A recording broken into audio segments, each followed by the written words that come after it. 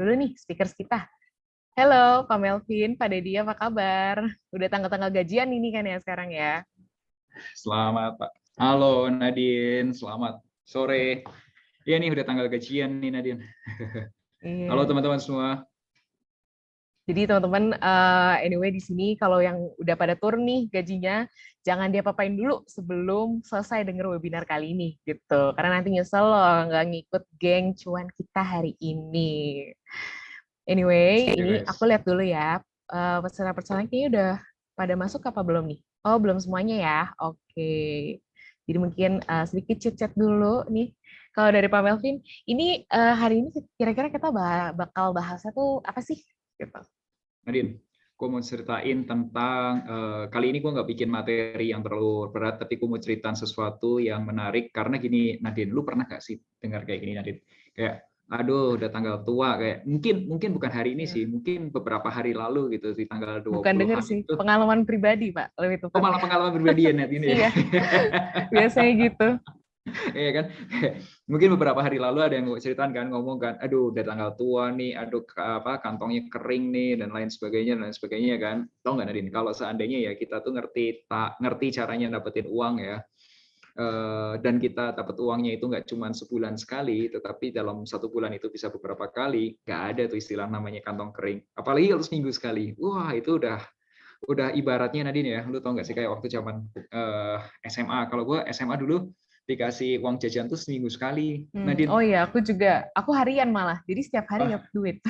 harian kan, jadi nggak pernah ada yang namanya Iya, kantong kering ya. iya nggak ada. Kalau sekarang Ya karena makanya, sebulan sekali jadi habis duluan gitu Pak. yes, makanya itu hari ini gue ceritain Hmm. gimana caranya kita itu bisa dapat penghasilan tambahan supaya bisa dapat penghasilan tuh nggak cuma sebulan sekali, tapi kalau bisa sebulan 2 kali atau 3 kali gitu, atau bisa lebih sering gitu.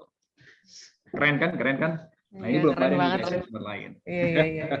Ya, jadi teman-teman di sini kalau udah pada gajian nih, gitu ya, jangan diapa-apain dulu, stop dulu, karena hari ini kita akan diajari nih gimana sih cara biar dari gaji itu nih yang mungkin ya ada yang deket-deket UMR gitu ya, bukan pengalaman pribadi gitu, ya pengalaman pribadi juga sih gitu.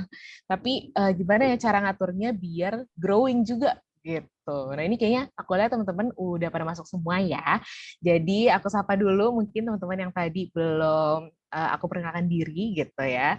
Nah, jadi aku Nadine dan hari ini aku akan bawain acara untuk webinar siang hari ini dan juga ditemani ada Pak Dedi dan Pak Melvin. Nanti aku akan perkenalkan mereka tuh siapa sih buat teman-teman yang mungkin belum tahu gitu ya. Dan anyway kalau teman-teman mau nyapa yang lain atau mau nyapa speakers kita boleh banget loh di kolom chat karena di sini semua pesertanya kan auto mute dan off video. Jadi biar chat kalian juga kelihatan ke semuanya. Jangan lupa nanti di bagian to-nya dipilih to everyone gitu ya. Anyway, bisa juga share kegiatan hari ini di Instagram story kalian dan mention kita @finansialku.com, COM, dan @icdxgroup. Oke, nah ini aku izin share screen dulu ya untuk bacain sedikit rules gitu ya, sedikit rules dan ada sedikit promosi gitu ya untuk di webinar kali ini gitu. Karena kita ada promo-promo menarik dan istilahnya ya bagi-bagi hadiah juga gitu ya buat teman-teman.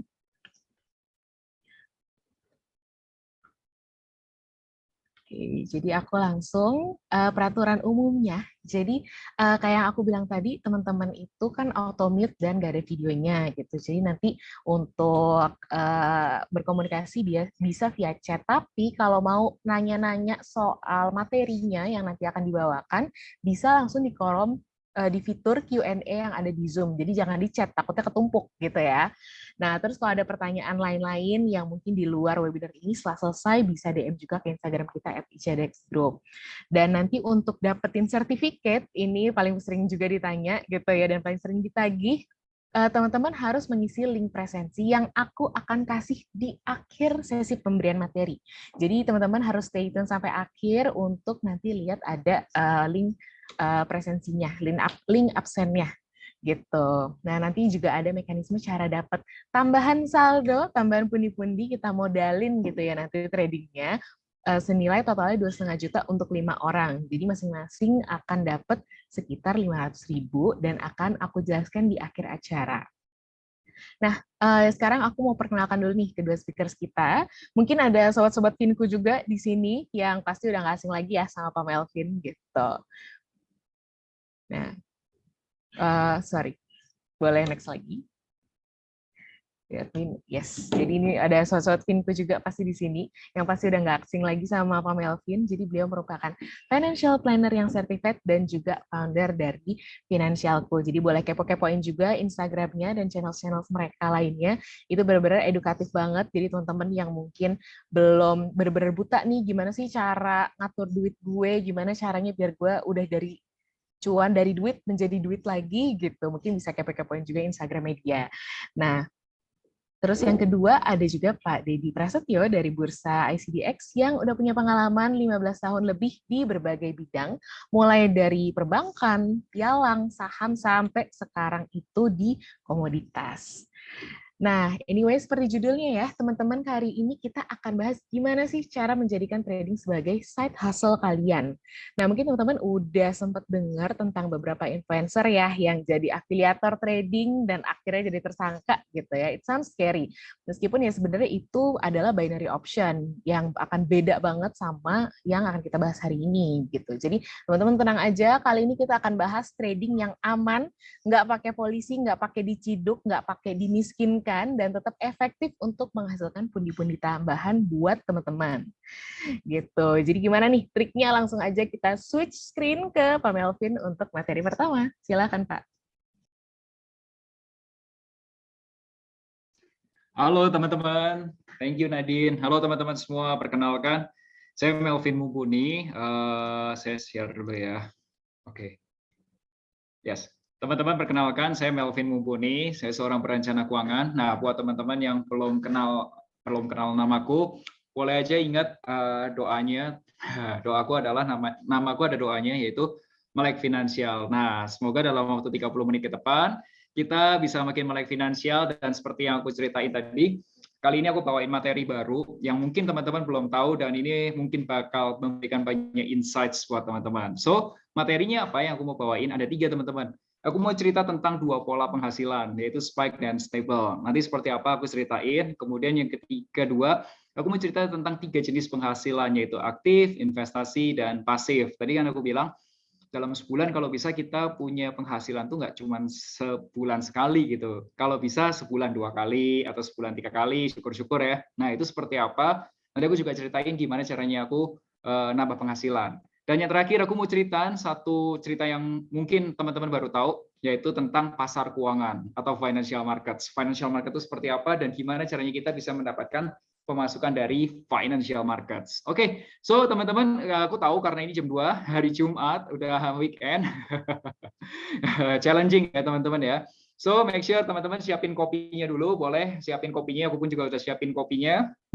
Terus kemudian juga siapin handphonenya jika memang ada perlu. Dan satu lagi kalau memang boleh, karena aku yakin teman-teman akan mendapatkan banyak insights, so siapin bukunya. Jadi kalau misal teman-teman langsung ada insights, boleh kasih tahu, boleh tulis aja langsung insights-nya, apa aja yang bisa teman-teman praktekin dari diskusi kita. Yang penting prakteknya, bukan ilmunya doang. Oke, so teman-teman kalau sudah ready, boleh tahu yang sudah ready, tulis di kolom komentar, katakan ready. Oke, are you ready? Yo, siapa aja yang sudah siap sore ini? Boleh lihat siapa aja nih teman-teman?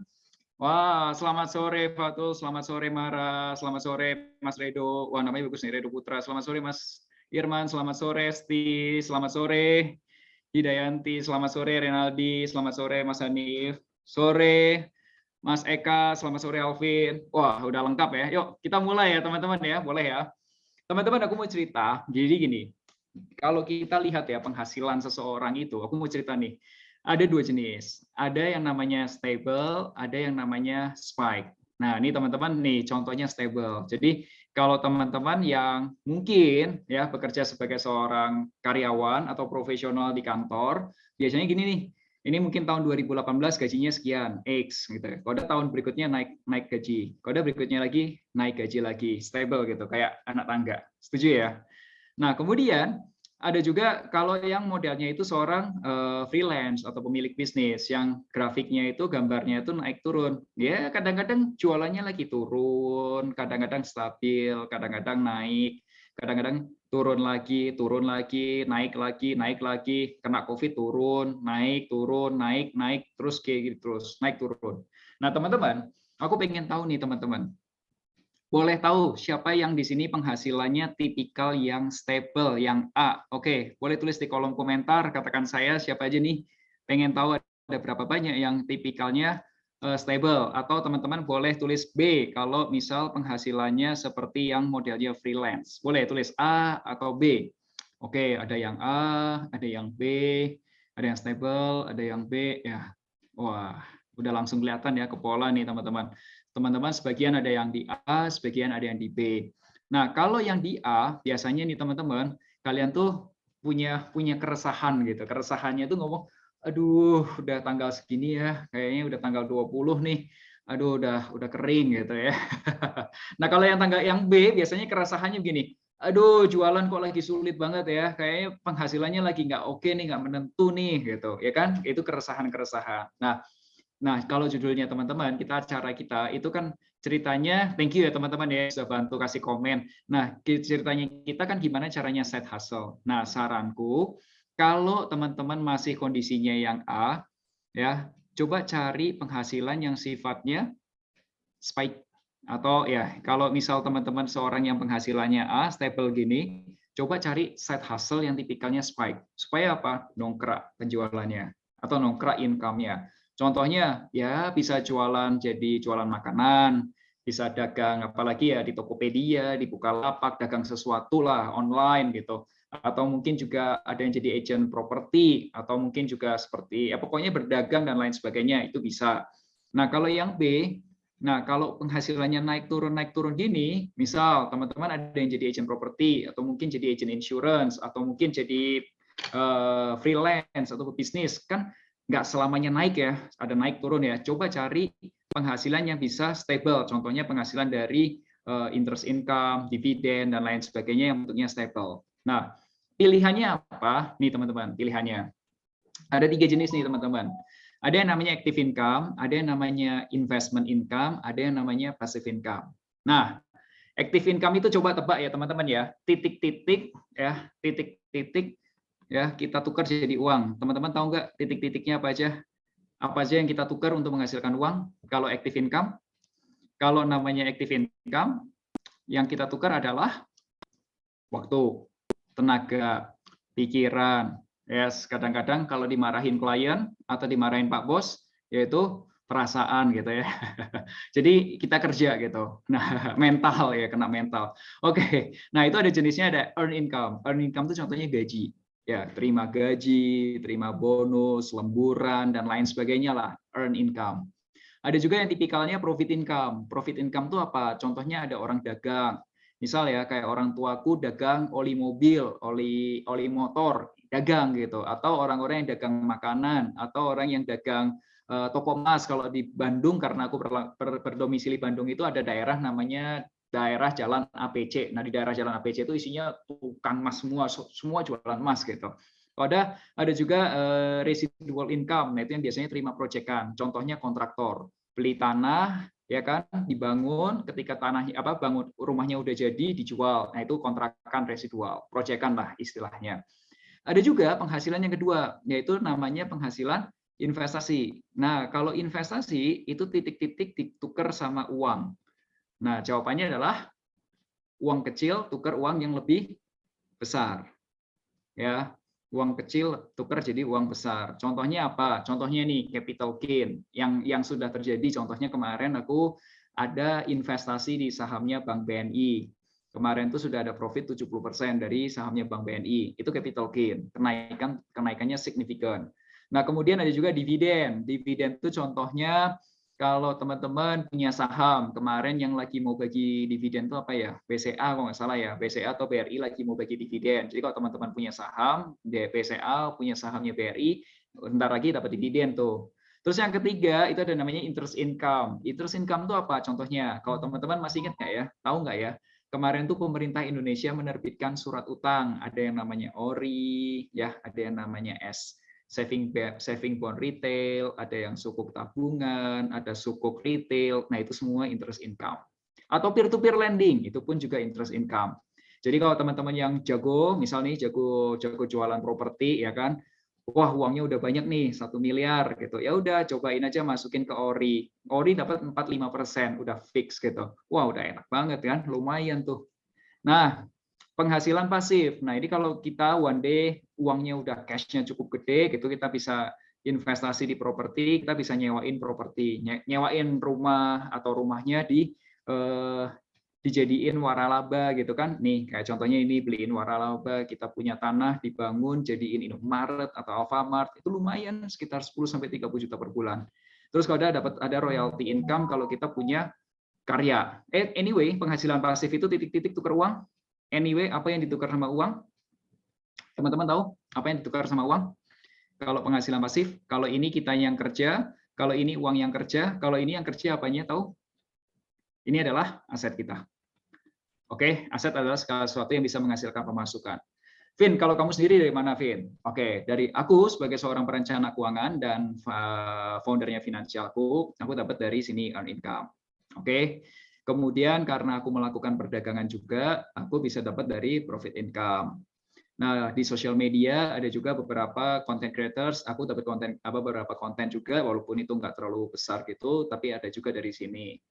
Terus aku tadi seperti yang aku bilang, tadi aku ada investasi di bank gitu, bank BNI gitu. Tapi kalian kalau ambil sekarang harganya sudah tinggi ya. Waktu itu aku beli di harga ya sekitar 4 ribuan, sekarang udah 7 ribu lebih lah, udah hampir 8 ribu gitu kan.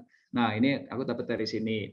Dividen, aduh masih kecil banget, masih nggak kehitung lah. Cost-nya dari sini aku ada dapat dari P2P lending. Ini belum ada, ini belum ada, ini belum ada. Suntupi lah kalau bisa ada dari sini. Nah, yang aku suka, yang aku mau ceritakan hari ini itu adalah profit income dari dagang. Aku melakukan dagang. Nah, dagang apa yang aku lakukan? Perdagangan yang aku lakukan adalah perdagangan di pasar keuangan, financial market. Nah, aku mau cerita tentang pasar keuangan dan trading for a side hustle. Nah, teman-teman, ini ceritanya. Nih. Nah, oke, kita mau cerita nih tentang pasar keuangan. Oke, ini aku taruh di bawah dulu biar nggak kelihatan, biar lebih jelas ya. Kita mau cerita tentang pasar keuangan atau dalam bahasa Inggris kita sebutnya itu adalah keuangan itu financial, pasar itu market. Jadi bahasa Inggrisnya adalah financial market. Ini ceritanya. Nah, financial market itu teman-teman, itu tuh luas banget. Luas banget. Yang paling kita kenal itu adalah namanya pasar modal. Teman-teman tahu lah ya definisi pasar ya. Pasar itu ya tempat orang ketemu penjual dan pembeli, itu pasar. Itu definisinya. Nah, barangnya apa? Tergantung. Kalau produknya keuangan kita sebutnya pasar keuangan. Nah, kemudian kalau disebut pasar modal, anyway, ini kelihatan kan ya, Nadine, aman ya? Aman ya teman-teman ya? Aman, Pak. Oke. Nah, ada yang namanya pasar modal, teman-teman, yaitu tempat untuk cari modal. Nah, modal bahasa Inggrisnya apa? Capital. Pasar bahasa Inggrisnya apa? Market. Jadi, capital market. Nah, contohnya apa nih? Perusahaan, teman-teman tahu nggak ya? Coba tebak nih ya perusahaannya ya.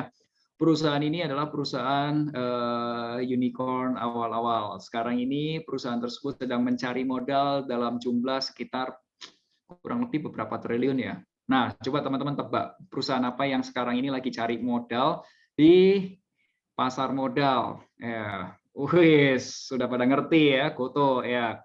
Ya, mereka masuk nyari modal ke pasar modal itu melalui jualan saham. Nah, itu Goto. Itu kodenya Goto, Gojek, Tokopedia. Good, thank you teman-teman. Selain saham, ada nggak cara dapetin modal? Ada teman-teman, yaitu pakai utang. Ada yang namanya utang. Nah, kalau utang jangkanya biasanya lebih dari 1 tahun, ya, lebih besar dari 1 tahun, kita sebutnya namanya obligasi.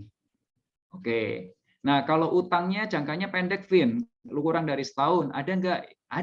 Ada teman-teman. Kalau utangnya kurang dari setahun, yaitu namanya, kalau ini utangnya lebih dari setahun ya. Kalau utangnya kurang dari 1 tahun, kita sebutnya adalah pasar uang.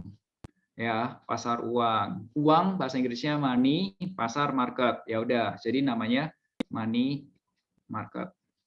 Nah, itu semua adalah grupnya pasar modal dan ada di biasanya di bawah OJK.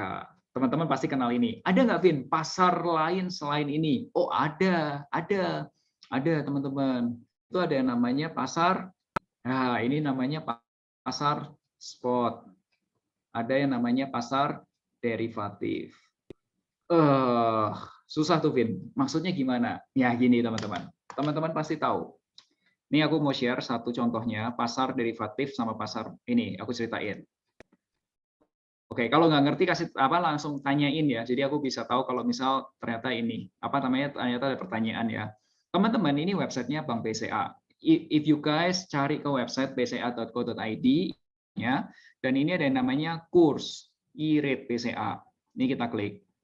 Oke, ini supaya teman-teman tahu nih bedanya pasar spot dan derivatif. Aku ceritain. Sambil nunggu PCA websitenya kita ngobrol. Nah, sekarang kita tebak-tebakan. Oke, teman-teman, kita tebak.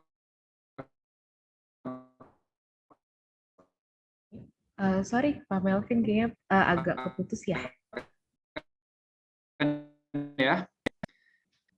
Nah, udah lancar nih sekarang suaranya. Oke, aman ya. Sorry. Tadi Aman sekarang. kasih tahu ya. Oke, siap. sip. Teman-teman, ini websitenya websitenya Bank BCA ya, di kursnya BCA. Sekarang aku mau tanya, seandainya nih kita hari ini berencana pergi ke luar negeri dan butuh $1.000 Amerika. Kira-kira berapa kurs kita kalau misal pergi ke BCA mau nuker uang nih ya, mau nuker uang nih $1.000, tapi kita punyanya rupiah. Kira-kira kita dikenain kurs yang mana? 14.300, 14.344 atau yang mana? Boleh tulis di kolom komen. Wah, ini websitenya. Wah, yang mana nih? Angkanya yang mana nih? Banyak banget nih, Vin, angkanya. Oke. Oke, kita ambilnya beli atau yang jual? Iya. Yang mahal, pokoknya yang mahal. Kalau misal kita beli yang mahal, kata Mbak Nanik, oke. Mana yang paling mahal? Ya, kalau kita belinya itu dalam bentuk rekening, ya dapatnya yang harga 14.344. Tapi kalau misal kita utuk-utuk datang ke PCA, Koda bawa uang, mau ngambil uang cash ya. Jadi rupiahnya kita kasih cash, Koda keluar dolarnya cash, kita ambilnya yang banknotes, yang mahal, benar 14.499. Nah, tapi gini teman-teman, kita bercerita pura-puranya kita adalah di Indofood gitu, ya kan, di Indofood. Terus kita perusahaan Indofood gitu. Kalau kita mau datengin gandum. Nah, ceritanya itu gandumnya itu mau datang sekitar 6 bulan lagi. 6 bulan lagi kita akan mendatangkan bahan baku untuk bikin Indomie, yaitu gandum, atau bikin tepung, yaitu gandum. Nah, kalau sudah kira-kira 6 bulan lagi, kursnya dihargain berapa, teman-teman? Ada yang tahu nggak jawabannya apa? Atau dipindah ke menu mana, tahu nggak, teman-teman? 6 bulan lagi. Hari ini kita udah nyiapin nih, manajemen udah menyiapkan nih untuk operasional. 6 bulan lagi kita harus datengin uang nih ke kurs forward. Nah, ini namanya kurs forward, teman-teman. Nah, ketika kurs forward itu jelas nih, ada 1 minggu ke depan, ada 1 bulan ke depan, ada 3 bulan ke depan, scroll lagi ke sini. Nah, ini ada 6 bulan lagi ke depan. Jadi ketika 6 bulan lagi, dihargainya di harga 14.499. Kita dapat kurs forward ini. Nah, yang namanya spot at this time itu kurs hari ini. Nah, contoh derivatif itu kurs forward. Nah, hitungnya dapat dari mana nih, Vin? Angkanya, rumusnya apa sih? Rumusnya ini diturunkan dari ya ini harga spotnya ini diturunkan pakai rumus keuangan. Itu namanya derivatif. Teman-teman kalau di SMA dulu masih ingat kan ya? Ada integral, ada derivatif gitu ya. Namanya derivatif kan turunan kan. Nah, itu diturunkan dari aset yang aslinya. Perbankan pun melakukan seperti itu. Teman-teman sampai sini ceritanya dapat paham ceritanya teman-teman tentang kurs hari ini dan kurs forward? Boleh tulis katakan kalau saya dapat, boleh katakan paham gitu ya. Coba nanti kalau aku lanjut lagi kalau ceritanya. Oke, udah pada paham ceritanya, dapat ya. Dan itu di tempatnya selain di BCA kita bisa nggak sih, Vin, beli uang cash gitu, uang US dollar gitu? Bisa. Kamu pergi ke namanya money changer. Nah, kamu pergi ke money changer. Kalau kamu pergi liburan ke Malaysia, liburan ke Singapura, kamu tukar uang, kamu pergi ke money changer juga bisa. Oke, thank you teman-teman. Wah, ini sudah pada paham ya ceritanya ya. Nah, itu bedanya spot dan derivatif ya. Nah, derivatif itu tuh banyak macam. Ada yang namanya tadi, teman-teman udah kenal satu, namanya forward. Ya, itu berarti kita, misal nih Melvin sama PCA. Nah, atau Melvin sama money changer, ya kan? Itu forward satu satu gitu kan, dua orang gitu. Tapi bisa nggak, Vin, kalau kita prank di market gitu, yang gede, ketemunya bukan antara kita sama PCA, tapi kita bisa ketemu sama orang lain, counterpartnya banyak, orangnya banyak gitu. Ada namanya futures. Nah, itu bukan lagi kita sama PCA, bukan dua arah gini, tapi kita di market ketemunya ya orang ketemu orang gitu, atau orang ketemu lembaga, institusi, atau orang ketemu bank dan macam-macam. Banknya nggak cuma BCA, bisa macam-macam, semua bisa masuk di situ. Namanya juga pasar, betul? Nah itu namanya futures. Jadi sama nggak, Vin, forward sama futures? Mirip, bedanya adalah kalau forward kamu langsung pergi ke PCA, kamu pergi langsung ke money changer, bisa. Kalau futures kamu ketemu sama orang market banyak tuh futures. Ada juga yang namanya opsi. Tapi kita nggak bicara opsi karena opsi terlalu tinggi ya. Kita ngomongin futures. Nah, yang aku lakukan teman-teman itu perdagangan futures. Nah, yang didagangkan apa? Ini ada perdagangan forex, ya valuta asing. Kayak tadi US dollar, Indonesian rupiah itu perdagangan mata uang asing, namanya forex atau valuta asing, falas bahasa Indonesia. Ada juga komoditas. Nah, Indonesia itu negara yang komoditinya paling banyak. Ada coklat, ada kopi, ada bahan tambang, coal itu apa? Batu bara, ada minyak, crude oil gitu ya, minyak bumi. Sudah ada CPO, terus kemudian juga ada gold ya kan, ada macam-macam lah. Nah, kalau yang aku lakukan itu perdagangan emas. Nah, kenapa kok perdagangan emas? Nanti aku ceritain ya, kenapa emas gitu. Nah, kalau di Indonesia teman-teman ya itu pasar modal itu di bawah Kementerian Keuangan teman-teman, Kemenkeu. Nah, siapa yang tahu menterinya Kemenkeu siapa? Ibu siapa? Ada yang tahu? Wah, langsung googling nih. Siapa? Ibu, ada kodenya SNI. Berani singkat-singkat nama dia. Iya, Ibu Sri Mulyani, betul. Dari Ibu Sri Mulyani di sini, Ibu Sri Mulyani. Nah, ini menterinya. Nah, kalau sudah di bawahnya ini, itu biasanya yang ngatur adalah OJK. Nah, undang-undangnya ada nggak? Ada teman-teman, undang-undang pasar modal. Itu kalau nggak salah itu nomor 9, nomor 8 tahun 95. Itu undang-undangnya, nomor 8 tahun 95 tentang pasar modal Indonesia. Itu di sini. Nah, kalau yang di derivatif itu di bawah bukan Kemenkeu, tapi Kementerian Perdagangan. Perdagangan. Oke, pertanyaannya, ada yang tahu nggak menterinya siapa? Bapak siapa? Ayo. Ayo. Aku juga lupa namanya siapa ya kementerian. Kemarin lagi rame itu. Oh iya Pak Lutfi. Mohon maaf ya. Ya kemarin Pak Muhammad Lutfi. Ya. Ya kemarin di Pak Lutfi ini lagi rame gara-gara ada ini ya minyak goreng kan. Oke, di bawahnya adalah Bapepti. Nah, kemudian undang-undangnya ada nggak? Ada.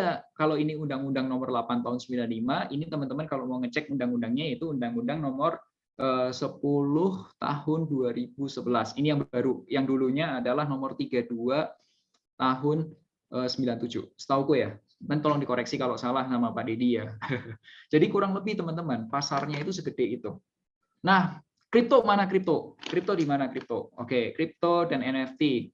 Nah, kripto dan NFT literatur yang aku dapetin ya, mohon maaf kalau misal ada yang beda, kasih tahu nggak apa-apa. Nanti saya coba baca literaturnya jenengan semua. Kalau literatur yang aku dapat, dia tidak di sini, dia tidak di sini, bukan di pasar ini, dan dia di luar financial market sebenarnya. Karena dia decentralized financial. Jadi di luar pasar keuangan. Itu literatur yang aku baca gitu ya. Mohon maaf kalau misal berbeda, kasih tahu aja literaturnya teman-teman, nanti aku coba baca juga. Nah, dia ada di luar ini namanya kripto. Karena dia modelnya itu decentralized financial. Jadi di luar pasar ini.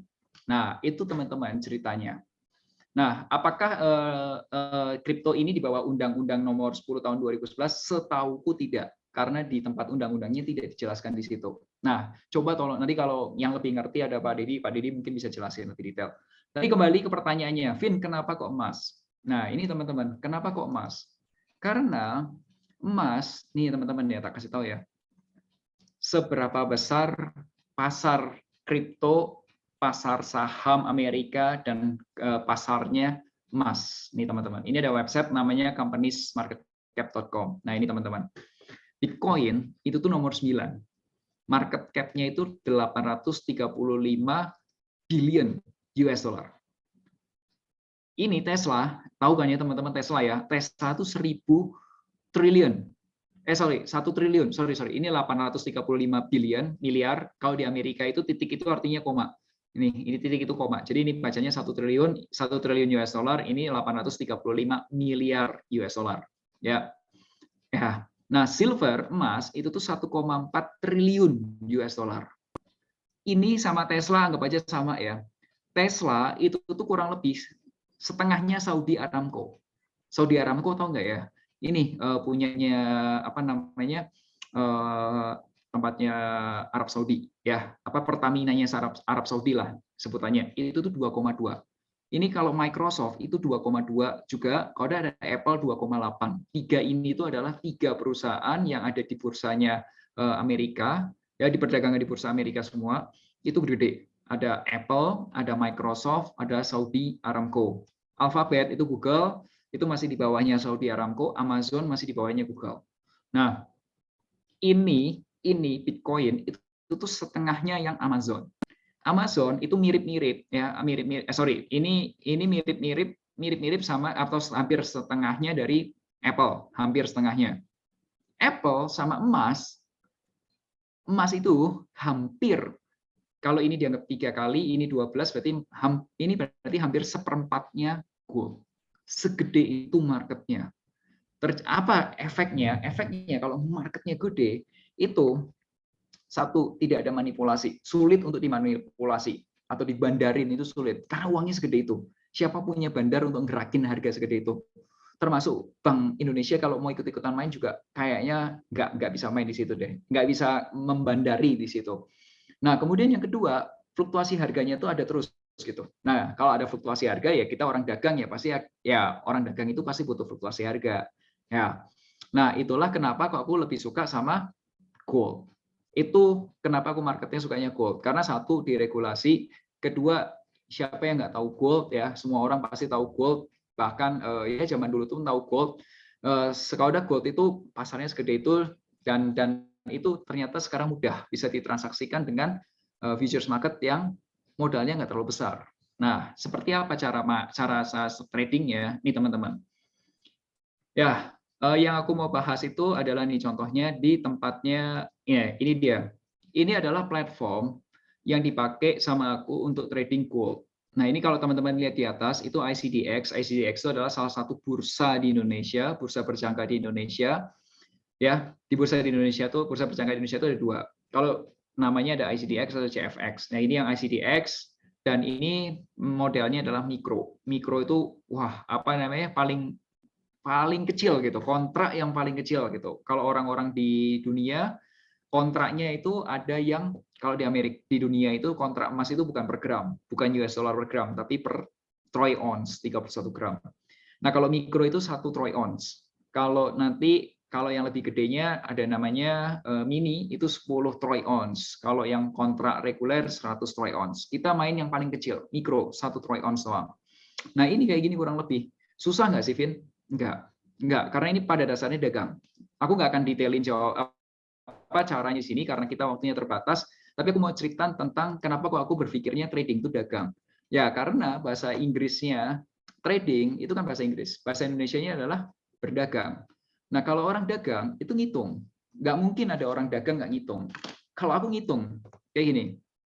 Misalnya, aku ngitung nih, asumsi perhitunganku itu adalah habis modalku itu kalau sampai 20 kali loss berturut-turut. Jadi kalau aku punya uang $1.000, $1.000 itu akan habis sampai nol itu kalau 20 kali kalah berturut-turut. Berarti sekali dagang boleh kalah sebesar 1.000 dibagi 20. Ini maksimal kekalahanku dalam satu kali trade. Kalau misal habis nih $50 kalah, udah 20 kali berturut, hilang uangku semua. Nah, kursnya aku asumsikan $1 sama dengan 14.500. Nah, taking profit, aku nyari profit dibandingin stop loss. Nah, ini yang berbeda. Kalau misal di tempatnya perdagangan futures, kamu bisa menentukan perbandingan antara untung dan rugimu berapa. Nah, kalau aku untungnya 1,8, itu artinya kalau kalah 1 poin, aku minimal menang, kalau kalah maksimal 1 poin, kalau menang minimal 1,8 poin. Itu 1,8. Kalau misal ini 2 kali, berarti kalau kalahnya 1, kalau menang minimal 2. Itu aturan perdagangan yang aku pakai. Masing-masing orang boleh berbeda-beda, karena ini untuk menentukan strategi tradingnya. Nah, biasanya stop loss itu biasa dipasang 10 poin sampai 6 sampai 10 poin. Nah, kemudian frekuensi trade dalam 1 bulan kita mau berapa kali trading. Nah, karena kesibukanku aku nggak bisa dapat harga setiap hari dan aku juga nggak bisa trading tiap hari juga. Maksudnya nggak setiap jam aku bisa trading. Jadi aku trading itu cuma malam-malam, biasanya sekitar jam 9-10 malam. Ya pokoknya di tempat teman-teman masih rebahan gitu, nonton YouTube atau Netflix, aku trading gitu. Trading emas, cuma emas aja satu. Nah, itu 10 kali katakanlah. Jadi sebulan cuma 10 kali trade aja, 10 kali posisi jalan gitu. Nah, ini dia. Misal nih ya, modal kita $500. Berarti dikali aja 14.500, berarti modal rupiahnya 7.250.000. Nah, kalau kita hitung dengan perhitungan stop loss 10 poin, terus kalau sudah 20 kali kalah berturut-turut habis, kita tuh cuma boleh maksimal kalah itu tuh dalam 1 kali pasang posisi maksimal itu cuma boleh 2 lot, nggak bisa lebih. Satu lot itu sama dengan 1 lembar gitulah kurang lebih lah ya. Ini berbeda sama saham. Kalau saham kan 1 lot 100 lembar. Kalau ini hitungannya 1 lot itu ya 1 gitu. 1. Ini maksimal cuma boleh 2. Nah, kalau untungnya berapa? Berarti 2 kali 20. Berarti 40. Berarti 1 kali trade itu untung tuh sekitar Rp500.000, Rp580.000. Nah, frekuensi trade-nya dalam 1 bulan berapa kali? 10 kali. Nah, kemudian ada komisi. Dari mana bursa atau dari anggota broker dapat uang dari mana? Dari komisi, bukan dari kekalahan kita. Mereka nggak ada dapat untung dari kekalahan atau kemenangan kita, nggak, tapi komisi. Karena apa? Pasar. Ya kayak pasar saham pasti dapat komisi lah, sama dipotong komisi. Komisinya itu $0,5 per 1 lot. Jadi kalau pasang 2 lot, ya udah 2 kali setengah sama dengan $1. Itu biayanya. Ya makanya itu aku bilang murah kan. $1 itu berapa? 14.500. Nah, kalau udah, ya ini keuntungan 1 bulannya setelah komisi itu $390, 5.600-an, ya kurang lebih. Nah, nanti kalau misal modal kita udah mulai bertambah, misal untung gitu ya, dari untung, kalau sudah kita nambah modal dan lain sebagainya, nah ini bisa naik ke $1.000. $1.000 keuntungannya juga bisa lebih, dan seterusnya. Makanya aku bilang, kenapa Vin kok bisa dapat untung, dapat pemasukan nggak cuma sebulan sekali? Karena ini nih, frekuensi trade ini. Ya kalau misal kita untung, ya kita dapat uang. Kalau kita salah atau kita rugi, ya kita ya loss. Nah pertanyaannya, gimana caranya Vin supaya kamu bisa mengurangi potensi kerugian atau loss? Ya belajar. Karena aku pun juga mulai dari nol, teman-teman. Aku butuh waktu kurang lebih 5 bulan sampai bisa menghasilkan keuntungan yang stabil gitu. Nah, oleh sebab itu, teman-teman, kalau misal kamu mau tahu, kalau aku sendiri belajarnya dari mana? Aku belajarnya dari ini websitenya kita, Finansialku. Nah, ini tuh ada event. Ya. Ini aku belajar dari Kotomi. Nah, Kotomi ini adalah seorang traders yang sudah punya pengalaman 20 tahun. Nah, jadi aku belajar dari Kotomi. Nah, ini yang diajarkan itu macam-macam. Dari ngerti industrinya apa, terus kalau sudah ada coachingnya, tuh kan? Ada diajarin tentang analisis teknikal dari chart, kalau sudah trend line, kalau sudah trading plan, kalau sudah ini nih coachingnya itu macam-macam, ada pola, candlestick dan lain sebagainya. Nah itulah yang aku pelajari sehingga aku tahu, oh gini toh caranya gitu. Nah, selain aku, Vin, tapi kamu kan orang keuangan ya. Jadi kayaknya kamu gampang banget gitu kalau ngomongin tentang kayak gituan trading gitu. Enggak, teman-teman. Enggak cuma aku. Nih ya, teman-teman kalau boleh aku izin kasih minta waktu kurang lebih 3 menit untuk cerita teman-teman yang sudah pernah join di batch pertama bareng aku. Mungkin dari teman-teman, aku minta tolong dari teman-teman ada Nadine atau untuk styling itu videonya boleh. Nah, ini dia.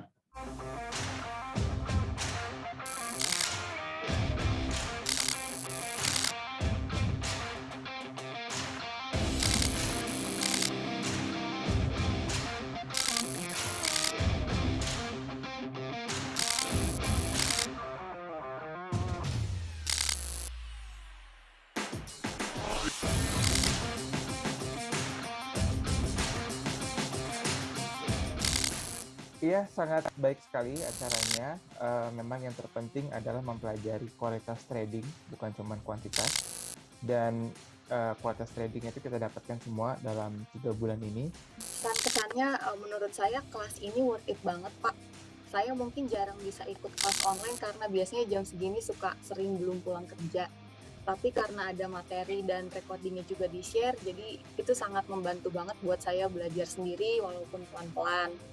Selain itu, saya senang juga karena di kelas ini nggak cuma diajarin ilmu trading, tapi ya seperti yang tadi teman-teman yang lain udah bilang, diajarkan psikologi trading. Kalau misalkan lagi loss, harus seperti apa. Itu menurut saya penting banget sih buat trader-trader pemula supaya down-nya itu nggak lama-lama gitu loh, Pak. Kalau menurut saya, Trader Lab ini sangat-sangat worth it ya. Saya kebetulan suka di saham juga, Pak.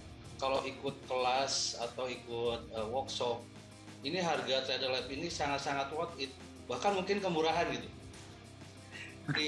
Dibandingkan dengan ilmu yang diberikannya gitu, Pak.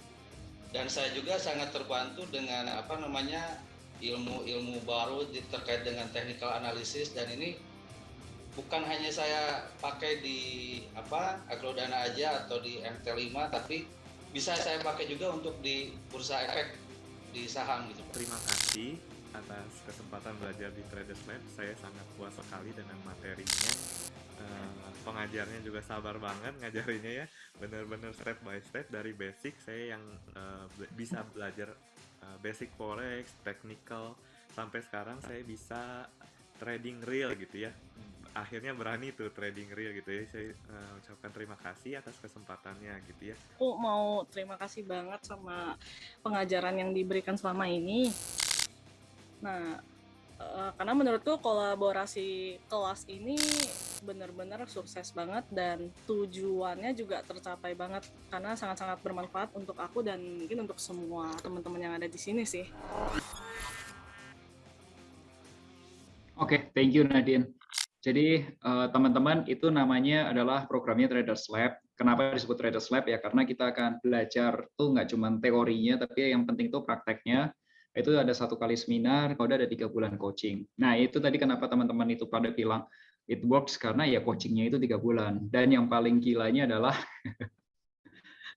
kita kasih lihat kayak gini teman-teman. Kamu boleh coba 1 kali seminar, 1 kali coaching. Kalau memang kamu nggak cocok dengan trading, dengan alasan apapun itu, sampai alasan yang paling kerennya adalah dilahirkan tidak untuk trading pun boleh gitu, itu uang kembali. Jadi sebegitunya, makanya aku bilang nggak ada. Dan ini depositnya bukan di finansialku. Finansialku cuma ngajar aja. Ini cuma ininya. Kalau mengenai deposit itu semuanya di broker. Karena finansialku bukan perusahaan broker. Finansialku perencana keuangan yang tugasnya kita literate gitu, sama konsultasi keuangan. Oke, kembali ke moderator kita, ada Kak Nadine. Selamat sore Kak Nadine.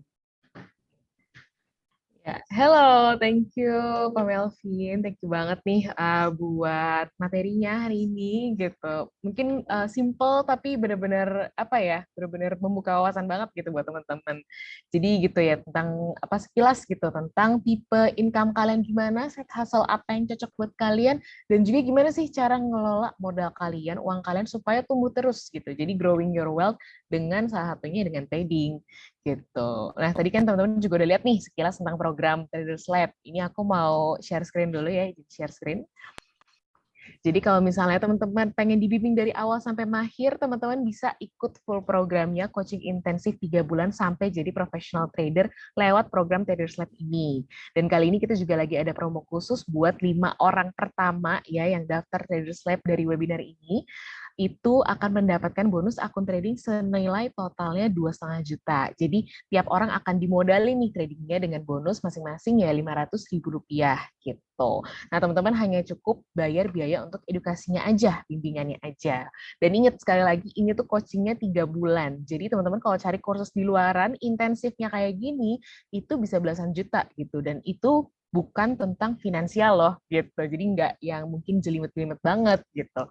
Tapi di sini ini cuman kisaran di 1 jutaan aja gitu. Plus kalau kalian ikutan promonya, kalian dapat bonus lagi 500.000 pas nanti buka akun tradingnya gitu. Nah ini tutorial lengkapnya, cara ikutannya ada di screen kalian. Jadi silakan di screenshot dulu. Kalian bisa langsung daftar ke link yang tampil di layar atau chat ke panelis Zoom kita dengan nama lengkap dan nomor WhatsApp kalian. Jadi nanti akan dihubungin oleh tim finansialku dan boleh banget nanti pas dihubungin sekalian konsul dulu ini sama mereka gitu sebelum actually ikutan dan bayar gitu ya. Dan tadi juga sempat di-mention ya gitu ada produk trading nih gitu, produk tradingnya itu apa sih, terus dikasih lihat juga nih aplikasi yang dipakai gitu. Nah ini setelah ini kita akan dive deeper into the product, kayak gimana sih produknya, produk komoditas derivatifnya ini kayak gimana sih gitu, mulai dari produknya sendiri sampai ke cara trading itu nanti kayak gimana gitu. Yuk lanjut aja, silakan ke Pak Edi, kita switch screen-nya. Halo, thank you Mbak Nadine. Selamat siang menjelang sore untuk teman-teman. Tadi dari Pak Melvin sudah sangat-sangat jelas sekali ya dijelaskan gimana sih kita bisa mendapatkan side hustle kayak gitu. Dan pada saat akhir-akhir bulan biar teman-teman ini nggak bentar-bentar lihat kantong, bentar-bentar lihat dompet. Nah tadi dari Pak Melvin udah banyak sekali insight-nya gimana sih caranya kita bisa nambah pemasukan kayak gitu. Nah salah satunya adalah dengan trading itu tadi atau berdagang itu tadi ya. Nah mungkin saya sampai lupa perkenalkan ya. Saya di sini dengan Dedi dari ICD kebetulan ya, bisa dipanggil Mas Dedi, Bang Dedi, nggak boleh, bebas saja. Jadi bagi yang bertanya-tanya bisa langsung di kolom chat nanti ketika saya memberikan materi ya. Dan saya akan share screen dulu.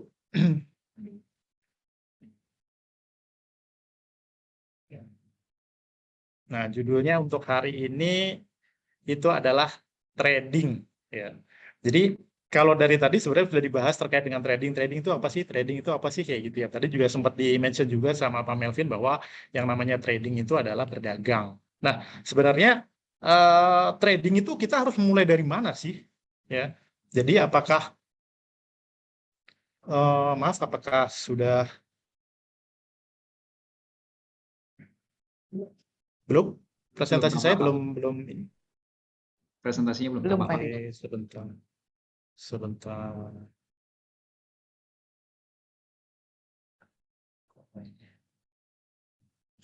Ini sudah terlihat? Sudah aman. Oke ya, sudah terlihat. Oke, thank you. Oke, jadi kalau kita ngomongin tentang trading itu kita harus mulai dari mana sih ya? Apakah kita harus start dari sini, lalu berakhirnya di sini, ya? Nah tadi juga sudah sempat disinggung sama Mbak Nadine. Oke, tenang aja, pokoknya kalau hari ini kita ngomongin trading, ini nanti nggak menyangkut tentang kepolisian kok, dan nggak akan dimiskinkan kok, kayak gitu ya. Jadi kita akan membahas terkait dengan trading yang sebenarnya. Ya, jadi yang dimaksud dengan trading itu seperti yang tadi disampaikan oleh Pak Melvin, bahwa yang namanya trading itu sebenarnya adalah jual beli barang dan jasa di antara dua belah pihak atau banyak pihak. Jadi kalau kita ngomongnya di dua pihak ya tadi misalnya contohnya kayak misalnya kita transaksi misalnya falas kayak itu tadi ya di pasar spot di bank melalui bank BCA kayak gitu. Nah itu satu pihak ya. Tapi kalau kita transaksinya itu di banyak pihak, itu kita transaksinya itu nanti akan ada di pasar. Nah tentunya kalau kita ngomongin di pasar forex kayak gitu ya, nah itu ada di bursa berjangka. Ya, lalu orang yang melakukan trading itu sendiri itu disebutnya adalah trader. Ya, jadi trader ini adalah orang yang mencari nafkah dengan berdagang. Jadi kalau kita ngomongin orang trading ya. Kadang teman kita kan banyak ya suka ngomongin dia trader tuh kayak gitu ya. Nah, terkadang orang ketika ngomongin trader itu biasanya langsung koneknya itu mungkin trader saham, trader forex kayak gitu ya. Tapi nggak juga, karena setiap yang berhubungan dengan berdagang itu disebutnya adalah trader. Ya, nah, tapi juga kita harus ingat juga bahwa yang namanya trader itu mungkin kita nantinya itu bisa untung atau mungkin bisa bahkan buntung juga. Ya. Nah, untuk trading yang nantinya kita akan bahas, tentunya di bagian saya hari ini itu nanti kita akan membahas terkait dengan bagaimana sih kita cara melakukan jual beli atau trading dalam waktu yang singkat atau short term. Yaitu dengan tujuannya kita mendapatkan keuntungan yang relatif konsisten. Ya. Dan kebetulan juga yang akan kita bahas bahwa trading yang akan kita bahas kali ini itu nanti akan merujuk ke perdagangan yang ada di bursa atau di pasar. Nah, kalau kita ngomongin bursa kan kalau di Indonesia ada dua ya, tadi sudah disampaikan sama Pak Melvin, ada bursa efek, nah itu kalau transaksinya di saham, tapi kalau kita transaksinya itu di produk-produk derivatif ya, seperti ada valuta asing, terus kemudian ada gold, terus kemudian ada komoditi misalnya ada crude oil, nah itu adanya di bursa komoditi atau derivatif. Nah, itu bisa juga dilakukan di bursa ICDX. Nah, kalau kita ngomongin terkait dengan trading, banyak nih yang ngomongin dari masyarakat itu sekarang lagi hype juga ya, karena lagi banyak diomongin di berbagai sosial media, terus kemudian di TV-TV banyak sekali sekarang ini lagi ngomongin trading. Mungkin dari yang slide pertama tadi karena ya kenapa trading itu sekarang itu banyak diomongin sama orang. Nah, mitosnya gini, trading itu kebanyakan katanya mereka itu judi. Nah, karena apalagi berita-berita yang terakhir-terakhir kita dengar ini kan, trading binary option itu judi ya gitu-gitu ya. Nah, padahal sebenarnya kalau yang namanya kita bilang trading, ya faktanya trading itu sebenarnya adalah jual beli. Jadi bukan judi. Jadi kita harus memisahkan ya. Kita harus bisa membedakan dan memisahkan mana yang trading dan mana yang judi. Karena ada juga kalau yang kemarin-kemarin mereka judi tapi berkedok trading kayak gitu. Nah, ini beda hal kayak gitu ya. Nah, kemudian yang keduanya katanya kalau trading itu bisa cepat kaya kayak yang tadi itu ya. Nah, semuanya itu nggak bisa langsung tiba-tiba ketika kita itu trading langsung kita instan langsung dapat kaya langsung dapat banyak duit kayak gitu, enggak. Semuanya itu faktanya itu semuanya itu harus butuh proses. Prosesnya apa? Ya prosesnya pasti kita butuh yang namanya belajar, ya kan? Belajar trading itu seperti apa, belajar mengelola keuangan itu seperti apa, ya. Nah, itu faktanya harusnya seperti itu. Nah, lalu mitos yang selanjutnya katanya kalau trading itu udah pasti rugi. Ya belum tentu, faktanya itu belum tentu. Karena yang namanya trading atau berdagang kan kemungkinannya ada dua. Kita bisa untung atau kita bisa buntung. Nah, tapi bagaimana caranya kita bisa untung? Nah, semuanya itu pasti ada yang namanya ilmunya atau strateginya. Ya. Lalu mitos yang selanjutnya katanya market itu nggak bisa diprediksi. Kata siapa? Ya, semuanya salah. Faktanya market itu bisa diprediksi. Ya. Kita tinggal mungkin sekarang kalau kita nyari informasi gimana sih cara memprediksi market, cara belajarnya kayak gitu ya. Gimana sih biar kita itu tahu, ini market ini bakalan naik atau turun. Nah, itu semuanya bisa dipelajari. Ya. Jadi nggak benar kalau ada yang bilang market itu tidak bisa diprediksi, itu nggak benar. Lalu katanya trading itu juga perlu modal yang besar. Nah, mungkin kalau kita ngomongin zaman dulu kayak gitu ya, mungkin zaman-zamannya bapak-bapak saya kayak gitu ya, atau mungkin bapak teman-teman kayak gitu. Iya memang ya. Kalau dulu mungkin mau trading saham atau investasi di saham mungkin harus butuh misalnya uang 100 juta. Ya kan? Mau trading forex harus punya modal 100 juta gitu. Tapi dengan berkembangnya waktu, produk-produk juga sekarang itu udah banyak yang bagus-bagus kayak gitu. Nah, sekarang trading itu nggak perlu modal yang gede lagi. Kita bisa modal yang kecil pun juga bisa. Bahkan kita kalau misalnya mau investasi atau misalnya trading di saham misalnya, itu bahkan bisa dari 100.000. Ya kan, kita transaksi di valuta asing atau di gold kita juga bisa kayak gitu. Mungkin dengan modal 500.000 itu pun juga kita udah bisa melakukan transaksi. Ya, jadi ini mitos dan fakta terkait dengan trading. Ya, ini yang sesungguhnya dan yang benar. Jadi kalau ada yang bilang trading itu judi, nah itu salah. Ya, terus kemudian ada yang bilang trading itu bisa bikin cepat kaya, nah itu juga salah. Ya, semuanya pasti butuh proses. Nah, lalu di bursa komoditi dan derivatif Indonesia atau ICDX. Nah, mungkin kalau di Indonesianya ICDX ini namanya adalah Bursa Komoditi dan Derivatif Indonesia. Ya, tapi lebih familiarnya dengan sebutannya itu adalah ICDX ya atau Indonesia Commodity and Derivative Exchange. Ya. Nah, ini di ICDX ini kita bisa trading produk-produk apa sih yang terkait dengan produk-produk derivatif itu tadi. Nah, salah satunya mungkin Yang paling familiar tadi sudah disebutin sama Pak Melvin, nah, karena Pak Melvin sendiri tradingnya itu di produk emas kayak gitu. Nah, dan kebetulan untuk di ICD kita juga memiliki produk itu. Nah, salah satunya kita memiliki produk ya selain produk emas itu tadi ya, itu kita juga punya produk yang namanya ada crude oil, kemudian ada juga valuta asing. Nah, ketiga produk ini ada gold, crude oil, sama forex ya atau valuta asing itu disebut dengan namanya adalah Go Effect. Dan kebetulan kita ada Go Effect Mikro yang mikro kayak gitu ya, yang biasanya ada sebutan mikro itu kan biasanya sesuatu yang kecil. Nah, dengan adanya Go Effect Mikro ini atau Gold Oil Forex yang ada di bursa ICD ini juga produknya juga size-nya itu kecil, sehingga dari sisi investment-nya juga kita bisa mulai dari yang terkecil ya. Jadi Go Effect kita memiliki produk yang adalah Go Effect Mikro, jadi di mana produk ini adalah produk instrumen derivatif ya yang terdiri dari produk emas atau gold, kemudian ada minyak mentah atau crude oil dan valuta asing. Nah, ini yang diperdagangkan secara multilateral ya. Apa sih maksudnya multilateral? Maksudnya multilateral itu transaksinya secara langsung ada di dalam bursa. Bursanya adalah di ICDE. Ya, nah tadi mungkin sudah dijelaskan sedikit juga sama Mas Melvin ya, Pak Melvin ya. Jadi kalau transaksi spot tadi, misalnya ke bank, nah itu bukan di dalam bursa kayak gitu ya. Tapi kita transaksinya itu langsung ada di dalam bursa. Nah, bursanya adalah bursa ICDE.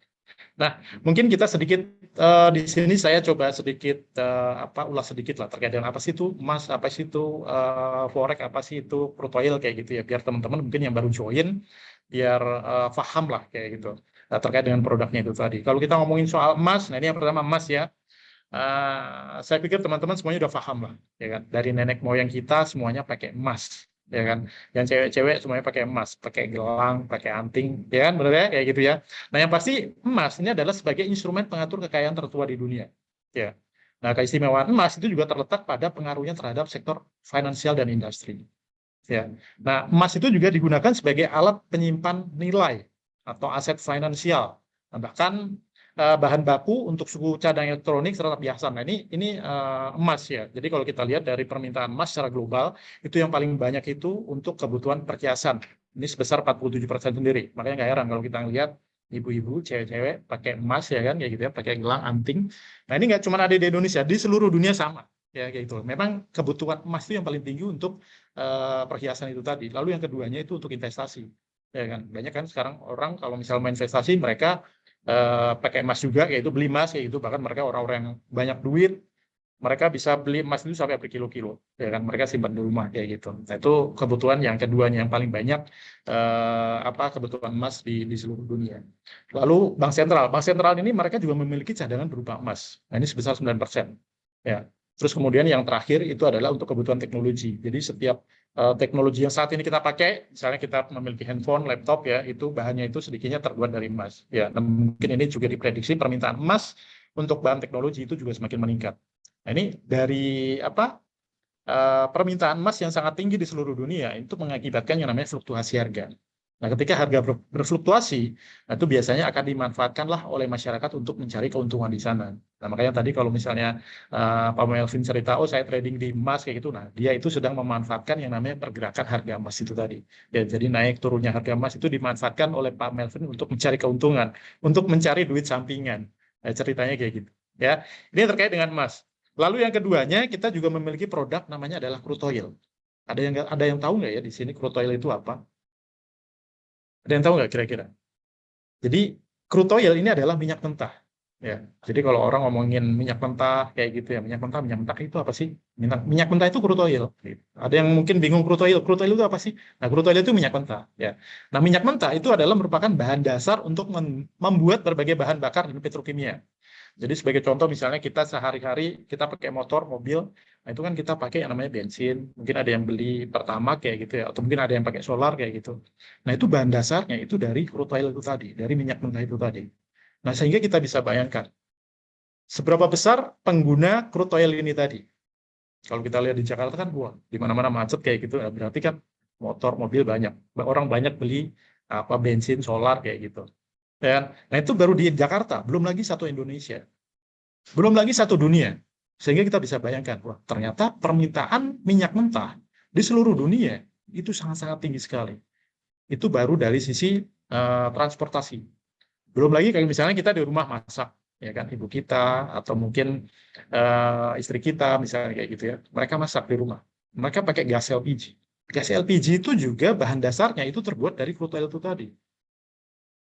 Sekarang kira-kira di Jakarta ada nggak ya yang sekarang itu kalau misalnya masak nasi, masak sayur, mereka masih pakai kayu bakar misalnya gitu. Ada nggak kira-kira? Udah nggak ada ya, semuanya pakai gas ya. Nah itu terbuat dari itu tadi minyak mentah itu tadi. Jadi dengan adanya permintaan crude oil yang sangat tinggi, nah itu tadi menyebabkan yang namanya fluktuasi harga yang sangat tinggi juga. Ya, nah ini juga kita bisa memanfaatkan pergerakan harganya itu tadi untuk mencari keuntungan di sana. Ya, nah ini terkait dengan crude oil atau minyak mentah. Lalu yang terakhir kita memiliki produk namanya adalah valuta asing atau forex ya. Nah tadi kalau kita konvensional kita bisa beli ke bank atau misalnya kita bisa pergi ke money changer. Nah itu konvensional. Misalnya saya beli euro di money changer, misalnya saya beli harganya 14.000, ya kan. Saya pulang membawa uang dolar sebesar $1. Kemudian 1 minggu kemudian harganya naik nih. Artinya rupiah kita melemah jadi 15.000 dan dolar saya jual. Nah, ketika saya jual, saya akan mendapatkan uang sebesar 15.000. Nah, di situ saya mendapatkan keuntungan sebesar 1.000. Nah, itu kalau secara konvensional. Nah, kalau yang kita mau transaksikan, ya ini adalah produknya produk derivatif itu tadi atau produk turunan itu tadi. Jadi kita nggak perlu ke money changer, ke bank nggak perlu. Jadi semuanya bisa langsung ditransaksikan melalui aplikasi itu tadi. Ya. Nah, forex bagi yang belum tahu forex itu tadi. Forex itu adalah valuta asing. Ya, nah forex ini kenapa sih memiliki fluktuasi harga yang sangat tinggi juga sehingga kita bisa memanfaatkan fluktuasinya itu untuk mencari keuntungan ya. Nah karena forex ini kalau kita lihat dari perdagangannya setiap hari itu sangat-sangat tinggi sekali. Ya, ini perdagangan paling tinggi di seluruh dunia itu ada di valuta asing ini tadi.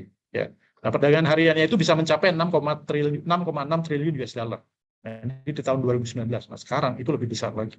Nah, karena orang itu tadi, orang mau ke ke Singapura, ke Eropa, mau ke Amerika atau ke Jepang, mereka butuh mata uang yang mereka, sehingga mereka butuh melakukan penukaran itu tadi.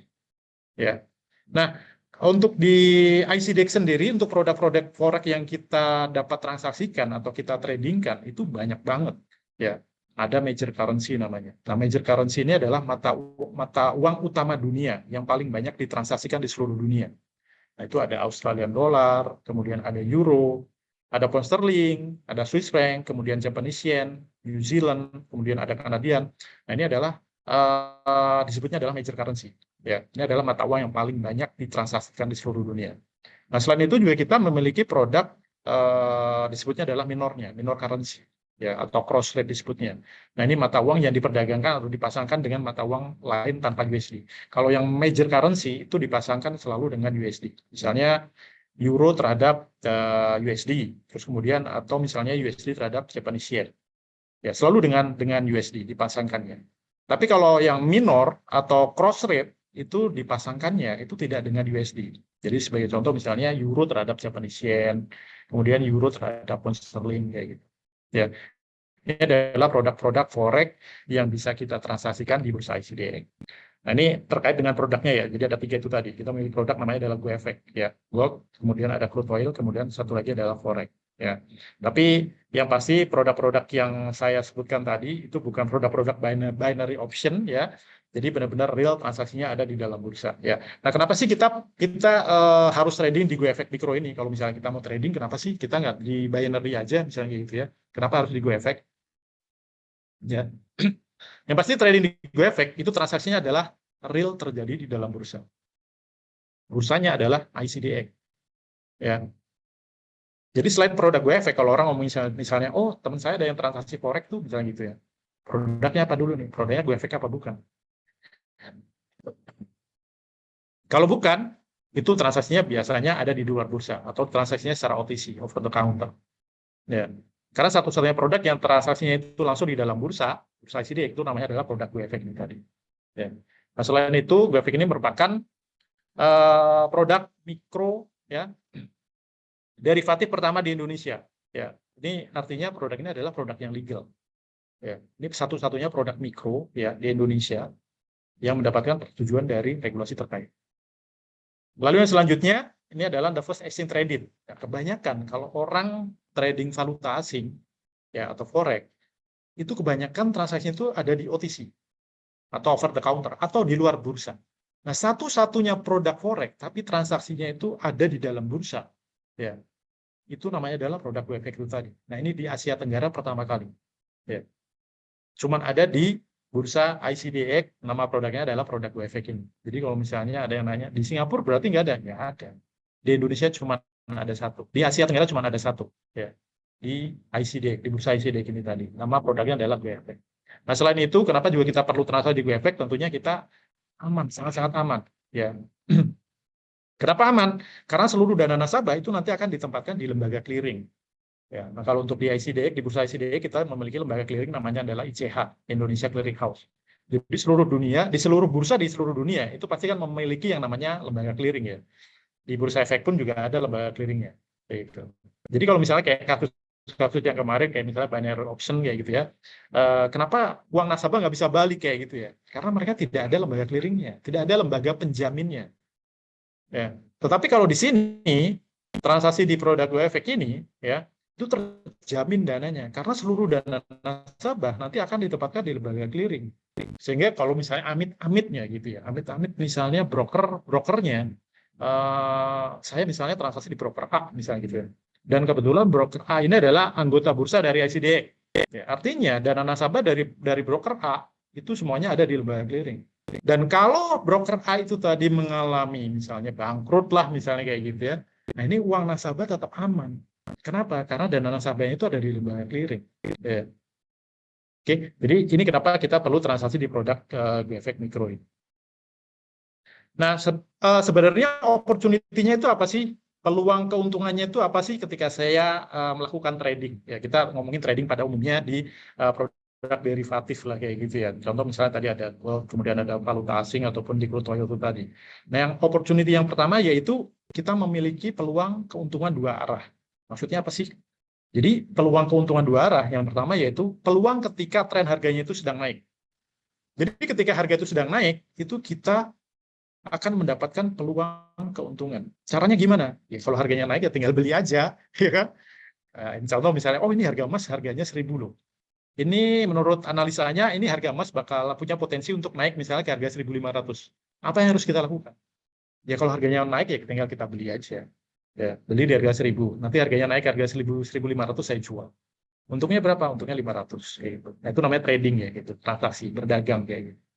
Ya, itu peluang yang pertama ketika harganya naik. Lalu yang keduanya yaitu kita juga memiliki peluang pada saat harganya itu turun. Ya. Jadi harga turun pun kita masih memiliki peluang untuk dapat keuntungan.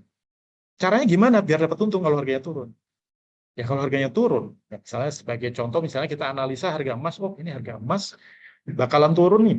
Dari harga 2.000 misalnya gitu ya, akan turun ke harga 1.000 misalnya gitu. Apa yang harus kita lakukan kalau harganya mau turun?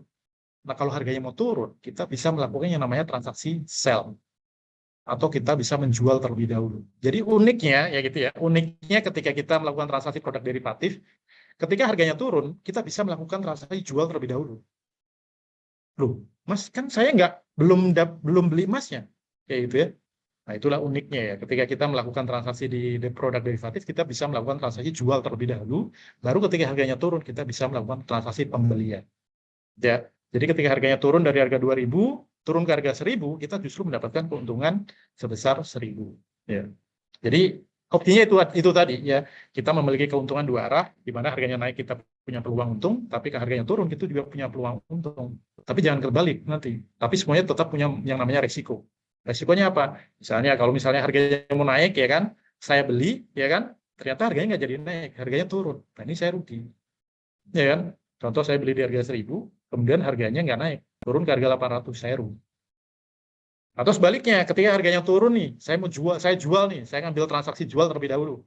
Setelah saya transaksi jual, ternyata harganya nggak turun, tapi malah harganya naik. Nah itu saya akan mengalami kerugian juga. Ya. Nah, gimana caranya kita biar bisa tahu nih dan bisa menganalisa harganya itu bisa naik atau turun. Nah itu semuanya bisa kita pelajarin melalui itu tadi. Nah mungkin program-program trader lah itu tadi. Ya. Nah contoh misalnya ini ketika harganya itu mau naik ya, peluang harganya naik. Ya, contoh kita misalnya analisa, oh ini harga emas kalau kita lihat patternnya seperti ini sebenarnya mau naik. Kalau naik apa yang harus kita lakukan? Kalau naik kita bisa melakukan yang namanya transaksi beli. Contoh misalnya harga emas sekarang di harga 1.866,1. Di sini saya beli satu lot. Nah, lot ini satuan ya, satuan untuk minimal untuk kita bisa melakukan transaksi. Nah, ketika saya beli di sini, ternyata analisa saya benar nih, harganya benar naik nih, ya, naik ke sini. Ketika naik di harga 1.900,1 ya, ini saya jual, saya close transaksi saya. Berapa keuntungannya? Nah, keuntungannya ya tinggal dihitung aja dari selisih pada saat saya beli, kemudian harga jualnya di berapa. Nah, selisihnya di sini ketika saya beli di 1866,1, saya close di 1900,1, ini saya mendapatkan keuntungan sebesar 34 US dollar. Ya, ini peluang pada saat harga naik. Lalu yang keduanya yaitu peluang pada saat harga turun. Nah, itu tadi yang tadi saya ceritakan tadi ya. Contoh misalnya harga emas mau turun, apa yang harus kita lakukan kayak gitu ya. Kalau kita ngelihat misalnya kita sebagai orang awam kan, kalau kita ngelihat pergerakan harga seperti ini, kita juga kadang gampang juga gitu ya. Feeling kita kadang bermain juga. Oh, kalau melihat harga seperti ini kayaknya mau turun deh. Kalau harganya mau turun, apa yang harus kita lakukan untuk dapat keuntungan atau dapat profit?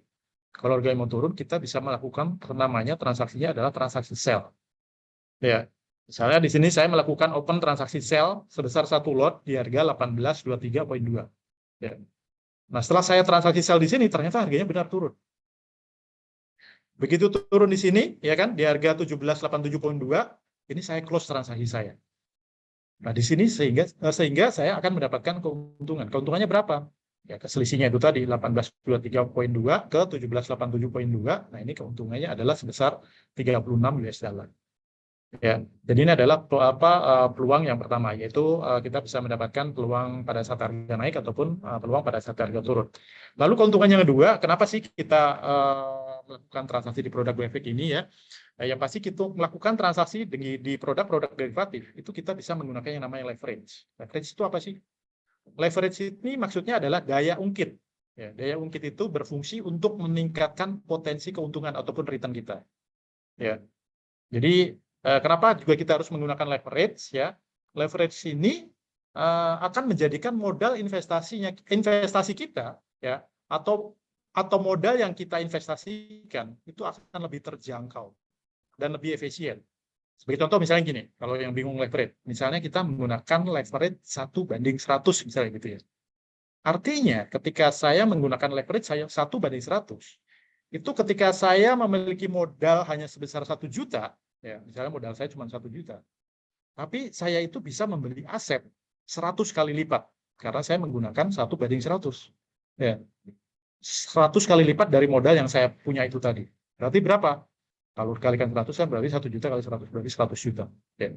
Jadi saya bisa membeli aset sebesar 100 juta hanya dengan modal 1 juta. Nah, itulah yang dimaksud dengan leverage. Ya. Dan ketika saya mendapatkan keuntungan, let's say misalnya 5% gitu ya, 5%-nya itu tadi, itu akan dihitung dari total value-nya itu tadi. Kan tadi value-nya 100 juta ya, kayak gitu ya. Berarti kalau misalnya untung 5%, ya, berarti saya akan mendapatkan keuntungan besar 5 juta. Ya, berarti itu berapa persen artinya kalau dibandingkan dengan modal yang saya miliki. Berarti 500%. Ya. Tapi jangan tergiur di sini ya, karena bagaimanapun juga ya, ketika kita juga memiliki peluang keuntungannya besar ya, berarti kita juga memiliki potensi untuk mengalami yang namanya kerugian juga, yang sangat besar juga. Jadi ibaratnya leverage itu adalah pedang bermata dua. Ya. Nah, tapi semuanya itu bisa dipelajarin. Ya. Semua bisa dipelajarin. Nah, mungkin ini yang terakhir ya, slide-slide yang terakhir, mungkin apa sih yang perlu kita persiapkan sebelum kita itu memulai trading. Ya, mungkin ini adalah beberapa tips ya untuk meningkatkan risk toleransi kita ya. Jadi kalau kita ngomongin risk toleransi kan ada 3 ya, ada konservatif, kemudian ada moderate, kemudian ada agresif lah kayak gitu ya. Nah, itu mungkin kita bisa pilih-pilih nantinya. Apakah misalnya saya tipikal orang yang konservatif, misalnya, oh saya kalau investasi hanya deposito aja, gitu. Karena saya nggak mau beresiko, misalnya gitu.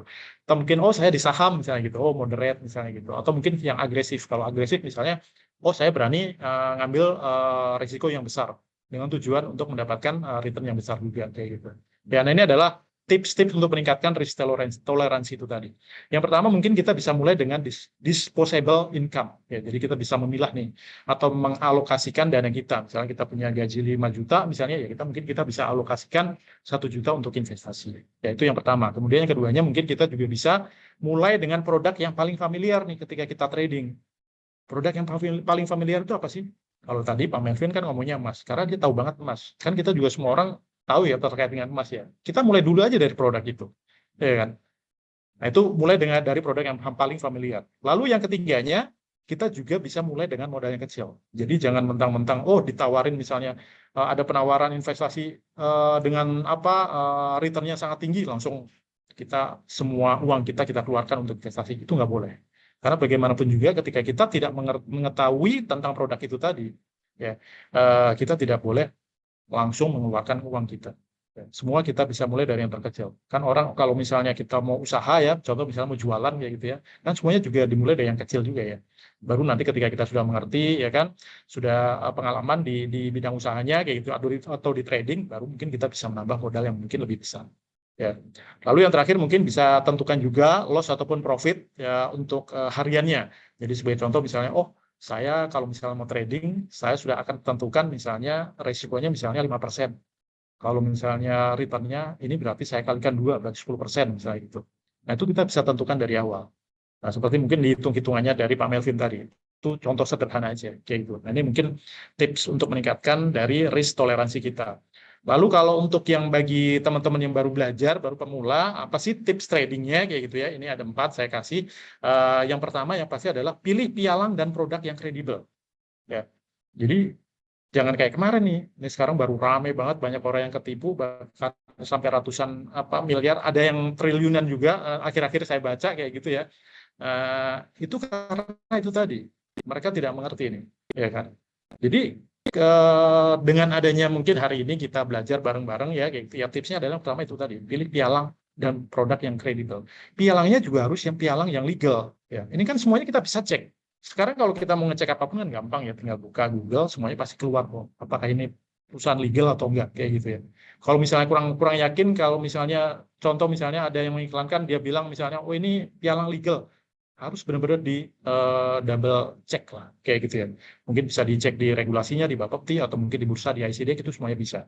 Karena mungkin yang kemarin yang ketipu itu ada karena afiliatornya ngeklaim bahwa ini adalah pialang kita sudah legal kayak gitu kan. Nah itu kita harus double check lah ya. Dan nggak boleh males kita untuk cek itu tadi. Lalu pilih produk yang kredibel. Nah tadi sudah saya sampaikan juga kita memiliki produk yang sangat-sangat kredibel karena transaksinya itu ada di bursa. Produknya itu tadi GoEffect itu produk-produk yang sangat kredibel. Ya. Lalu yang keduanya yaitu buat dan pelajari trading plan. Jadi gimana caranya biar kita bisa dapat penghasilan tambahan kayak gitu ya. Nah tentunya kita juga harus yang namanya mempelajari yang namanya trading itu tadi. Kan yang namanya trading itu harus punya plan ya, kayak gitu. Sama kayak kalau orang mau usaha juga pasti ada plannya kan, kayak gitu. Strateginya semuanya ada. Nah itu semuanya kita harus pelajari juga. Ya. Lalu yang ketiganya yaitu pilih instrumen yang paling familiar. Ini sama yang tadi ya. Mungkin kita bisa pilih produk yang paling familiar ada emas. Terus kemudian kalau misalnya valuta asing, saya tahu misalnya euro tuh, kayak itu familiar juga kan. Kalau kita ngomongin mata uang euro kan atau pound sterling itu familiar. Kita bisa mulai dari sana. Ya. Baru nanti yang keempat mungkin kita bisa hitung-hitung dari modal kita. Kalau kita misalnya punya uang penghasilan, misalnya gaji 5 juta, ya mungkin kita bisa sisihkan 1 juta untuk trading. Nggak boleh menggunakan semuanya, nggak boleh. Ya, contoh misalnya, saya modal 1 juta di bulan pertama. Kemudian 1 juta ini tiba-tiba bulan depannya saya untung nih 100%, jadi 2 juta. Terus kemudian di bulan depannya tiba-tiba saya double nih. Ya, modal saya punya gaji 5 juta, tiba-tiba, saya tambahin deh 4 juta misalnya, mentang-mentang saya kemarin dapat untung, itu nggak boleh juga. Ya, jadi kita harus pilih-pilih modalnya. Ya, oke, mungkin ini adalah tips trading untuk teman-teman yang mungkin mau belajar atau trader pemula yang gimana sih biar kita bisa dapat cuan, ya kan, bisa dapat penghasilan tambahan selain gaji, kayak gitu ya. Nah, semuanya ini kita bisa pelajarin, ya. Pilih pialang produk yang kredibel, terus kemudian mempelajari tradingnya. Nah, ini yang paling penting, mempelajari tradingnya itu tadi. Nah, itu tadi. Dari Finansialku dia memiliki program namanya adalah Trader Lab. Jadi Trader Lab itu apa sih? Jadi Trader Lab adalah program full day workshop dan coaching 3 bulan. Ya, jadi selama 3 bulan itu teman-teman akan di coaching benar-benar dari tim finansialku sama Pak Tommy itu dari Agrodana yang sudah berpengalaman 20 tahun, benar-benar mereka dia hidupnya dari trading ya gitu ya. Nah, itu semuanya bisa dipelajari di dalam Trader Labs ya. Nah, untuk informasinya tadi juga sudah diinformasikan sama Mbak Nadine ya untuk program Traders Lab ini. Yang pasti programnya ini sangat-sangat bagus, bisa teman-teman pelajarin caranya gimana sih trading yang benar ya kan. Terus kemudian bisa menjaga risikonya ya kan biar nggak ketipu kayak gitu ya. Nah, semuanya ada di Traders Lab itu tadi. Oke, dan ini tadi infonya siapa yang cepat daftarnya kayak gitu kan. Nah, itu nanti akan dapat yang namanya itu tadi ya, bonus dari ICDX sebesar 2,5 juta ini untuk 5 orang pertama ya yang mendaftar Traders Lab. Jadi cepet-cepetan daftar biar bisa dapat itu tadi ya. Cashback itu tadi atau bonus itu tadi. Oke, mungkin ini terkait dengan penjelasan dari produknya sendiri. Jadi kalau teman-teman mau trading, produknya juga harus jelas itu tadi ya. Jangan produk-produk yang abal-abal. Jadi biar nggak tipu juga. Ya, oke mungkin itu aja saya kembalikan ke Mbak Nadine. Oke, thank you banget Pak Deddy. Semoga teman-teman jadi paham nih ya soal produk tradingnya dan lebih prepare nanti mungkin sebelum ikutan coaching Traders Lab gitu. Nah, ini kita sebelum masuk ke sesi Q&A, aku mau ingetin lagi nih tadi soal promonya. Sekali lagi, aku mau share screen juga lagi tadi yang terakhir di-share sama Pak Deddy. Oke, jadi aku mau ingetin lagi nih soal promonya. Sekali lagi bagi yang belum screenshot, cus langsung di screenshot cari ikutan promonya.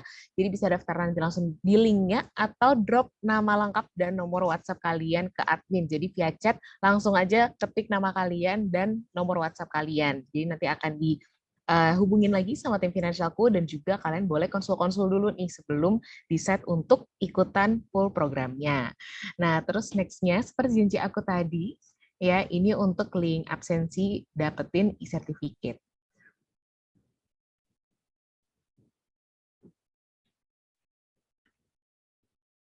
Oke, belum keganti, boleh dibantu. Iya, oke. Jadi ini untuk link absensinya, teman-teman boleh di screenshot dulu ya. Aku hitung 1, 2, 3. Oke, jadi langsung aja kita ke sesi Q&A karena ini udah sore, udah mau 3:30. Jadi ada pertanyaan teman-teman lumayan banyak, cuman hanya sebagian ya yang akan kita bahas di sesi kali ini karena keterbatasan waktu. Jadi kalau misalnya nanti kalian ada yang belum terjawab, boleh di DM. Bisa ke ICDX Group atau ke Instagramnya Finansialku. Nah, ini yang mau aku bahas juga nih, ini buat Pak Deddy dan juga Pak Melvin gitu ya, tentang robot trading. Ini ada Yohanes dari Lampung. Sebenarnya ingin tanyanya ke Pak Deddy gitu ya.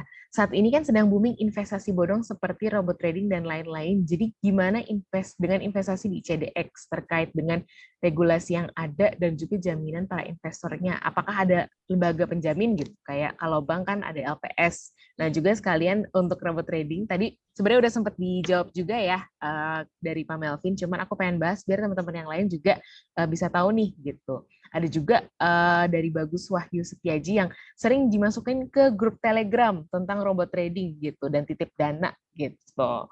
Jadi mungkin boleh dikasih pencerahan sedikit gitu buat teman-teman tentang terkait si robot trading ini gitu. Boleh siapa yang mau mulai duluan nih?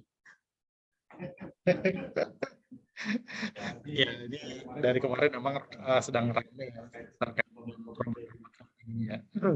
Yang perlu saya garis bawain sebenarnya kalau kita ngomongin robot trading, sebelum ini booming seperti ini, saya dengan Pak Melvin itu sudah sering bikin event-event terkait dengan edukasi ya, terkait dengan robot trading. Ini mungkin kalau bisa flashback gitu Pak Melvin ya, mungkin teman-teman bisa cek nih di YouTube channelnya dari Finansialku. Nah, kita sering ngobrol terkait dengan robot trading ya. Nah, jadi mungkin yang perlu saya sampaikan kalau untuk robot trading ya, saat ini memang belum ada aturannya dari regulasinya. Tapi kalau kita ngomongin terkait dengan robot itu kan sebenarnya kan alat ya, alat bantu ya. Jadi alat bantu yang bisa menggantikan kita lah, menggantikan manusia untuk melakukan transaksi itu tadi. Nah, tugasnya robot trading itu apa? Ya namanya robot kan. Nah, untuk trading kan kayak gitu kan. Nah, itu berarti tugasnya robot adalah menganalisa, terus kemudian setelah menganalisa dia akan mengambil keputusan kayak gitu. Tapi itu adalah robot yang sebenarnya. Tapi yang saat ini marak ya, yang saat ini marak itu kan robot-robot trading yang mereka skema penjualannya itu dilakukan melalui skema MLM. Ya, nah itu yang saat ini yang terjadi. Makanya banyak sekali korban-korban terkait dengan robot trading ini. Nah itu skemanya MLM. Nah kemarin saya juga sempat mendengarkan dari Bapak Bapakti juga terkait dengan robot trading ini. Nah ternyata robot trading ternyata tidak ditransaksikan yang sekarang ini, yang MLM ini kayak gitu loh. Jadi mereka bayar untuk member barunya itu yaitu dari uang member yang sebelumnya. Dan terus seperti itu aja gitu. Ya mungkin kalau yang awal-awal mereka masih dapat, begitu yang terakhir mereka nggak dapat kayak gitu kan. Nah itu terkait dengan robot trading ya. Tapi itu tadi yang pasti robot trading itu sebenarnya bagus ya. Tapi ini robot yang sebenarnya ya, bukan robot yang MLM kayak gitu bukan. Ya, nah itu terkait dengan robot. Terus kemudian kalau terkait dengan tadi apakah lembaga penjamin kayak gitu ya. Nah, tadi mungkin sudah saya sampaikan ya. Kalau kita tradingnya di tempat yang benar, yang legal ya kan. Nah, itu semua dana nasabah pastinya akan ditempatkan di lembaga clearing. Ya, nah itu adalah sebagai lembaga penjamin dana nasabah dan juga penjamin penyelesaian transaksi nasabahnya itu tadi. Nah, kalau yang sekarang robot-robot trading yang sekarang ya yang MLM itu tadi, yang narik-narik member itu tadi. Nah, itu kita nggak tahu nih pialangnya pakai apa tradingnya, udah pialang ilegal, udah nggak ada lagi lembaga penjaminnya, ya udahlah. Ketika meledak, ya kita nggak bisa ngapa-ngapain, bingung kan kayak gitu kan. Nah, mungkin itu terkait dengan robot trading. Mungkin Pak Melvin mau nambahin mungkin. Ya Pak Deddy kayaknya udah lengkap sih. Robot trading yang sekarang itu tuh ini ya apa namanya? Ya teman-teman kalau lihat lah itu tuh skema Ponzi itu tuh sudah ada dari tahun 1920-an setauku tuh 1920-an Charles Ponzi misalnya ya. Nah, cuman ya bentuknya mirip-mirip lah, member lama dibayar dengan member baru gitu. Cuman bentuknya lucu-lucu lah, ada yang robot forex, ada yang robot apalah, ada robot kripto juga dan lain sebagainya gitu. Ya, kenapa kok orang masih mau beli gitu? Ya, karena orang masih manusia ya, masih ada nafsu pengen cepat kaya dan lain sebagainya gitu. Ya, tapi kalau kalian sudah teredukasi, teman-teman sudah teredukasi pasti akan ngerti lah, ini nggak mungkin lah kejadian. Sama lah seperti teman-teman ya, ada yang namanya tren lah. Zaman dulu ya, banget ya, itu trennya adalah tulip gitu. Mungkin teman-teman pernah dengar tulip boom gitu. Kalau zaman-zaman aku kecil ada ikan lohan, kalau ada zaman-zaman agak gede itu ada bunga macam-macam bunga. Kalau saya ada batu akik dan macam-macam gitu. Itu kan tren seasonal gitu. Ya sekarang trennya apa? NFT dan lain sebagainya, kurang lebih lah collectible items gitu ya. Mirip-mirip lah teman-teman. Nah, itu just the cycles repeat again dan selalu makin gede gitu. Terus kalau ada selain robot trading teman-teman yang akan ada yang berikutnya itu adalah copy trade. Nah, teman-teman belum masuk copy trade kan? Nah, itu cobain. Kalau misalnya teman-teman cobain, tahu risikonya apa? Karena aku udah lost di situ. Copy trade ya. Jadi intinya everything teman-teman. Kalau misal it doesn't make sense ya nggak usah. Atau misal it kelihatan semudah itu untuk mendapatkan untung gitu ya. Ya biasanya nggak real lah. Menurutku ya nggak bener gitulah. Itu antara tren biasanya ada tren atau Ponzi scheme. Kalau tren tuh ya biasanya ya cuma di komunitas tertentu dan itu bisa boom gitu harganya. Ya itu biasanya kayak gitu. Ya. Oke, thank you Pak Melvin dan Pak Deddy. Jawabannya ini ada satu lagi next karena kita udah jam 4 nih gitu. Ini aku mungkin yang terakhir juga ya pertanyaannya gitu. Ada dari Elvina. Ini terkait apakah ada biaya-biaya kalau melakukan trading futures gitu dan minimum mulai dana bertransaksinya tuh berapa ya gitu. Jadi mungkin bisa dibantu jawab dari Pak Deddy dan Pak Melvin dan juga terkait pajak keuntungannya kalau kena PPh-nya itu berapa persen gitu. Jadi nanti kalau profit kena pajak nggak sih dan berapa persen gitu. Ya, kalau untuk pajak nanti mungkin Pak Melvin kali yang jawab. Kalau terkait dengan biaya-biaya transaksi yang pasti ya Ini kan transaksinya hampir mirip seperti di Bursa Efek Indonesia ya. Ketika kita mau transaksi saham, kita harus datang ke brokernya nih, gitu ya. Jadi teman-teman harus digarisbawahin juga nih. Tadi mungkin ada yang mengira bahwa Finansialku ini adalah broker kan gitu. Bukan, Finansialku itu bukan broker ya gitu ya. Terus kemudian ICDX juga banyak yang mengira adalah broker. Bukan juga, ICDX ini bukan broker juga. ICDX ini adalah bursanya ya. Jadi di mana ICDX ini kita memiliki yang namanya anggota bursa. Disebutnya adalah perusahaan pialang itu tadi. Ya, kalau di Bursa Efek itu perusahaannya disebutnya anggota bursanya itu disebutnya adalah perusahaan sekuritas itu tadi. Ya kan? Nah, tentunya sebagai perusahaan sekuritas ya mereka kan gimana sih dapetin revenue-nya kayak gitu ya.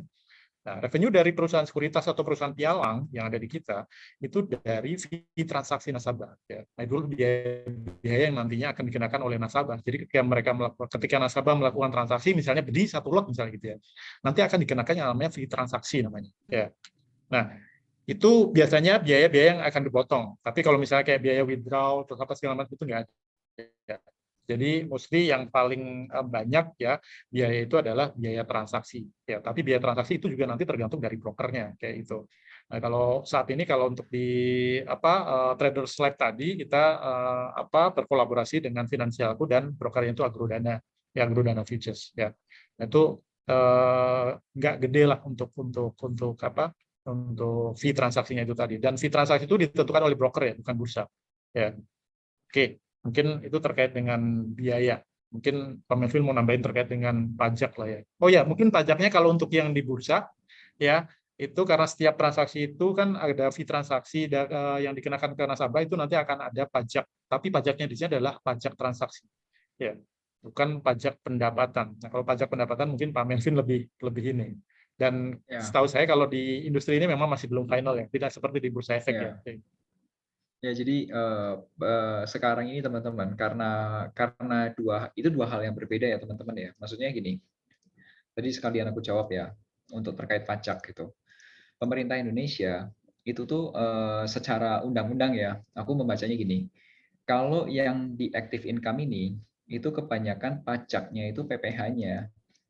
Itu PPh-nya yang ada tiringnya itu, yang ada bracketnya. Jadi kalau sekian sampai sekian persen, nanti penghasilan sekian sampai sekian nanti kena pajak misal 5% atau 10%, 15%. Ini PPh-nya.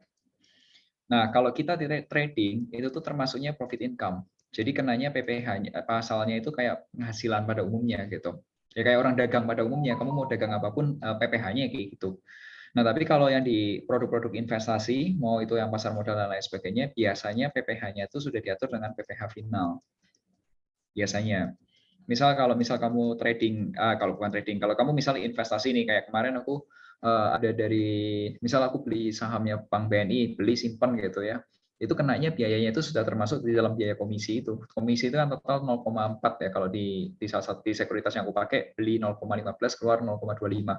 Itu part of that sudah final. Tapi kalau misal trading, karena dia penghasilannya aktif, ya kenanya itu PPh yang pada umumnya aja gitu. Tapi kalau untuk detail investment dan dengan perpajakannya, sebenarnya pas banget nih nanti malam juga kita akan bahas, Pak Didi. Jadi nanti malam aku ada event di tempat aplikasi Finansialku, itu sama teman-teman di Financial Planner yang memang spesialisnya perpajakan. Jadi mereka akan coba ulas perpajakannya gitu.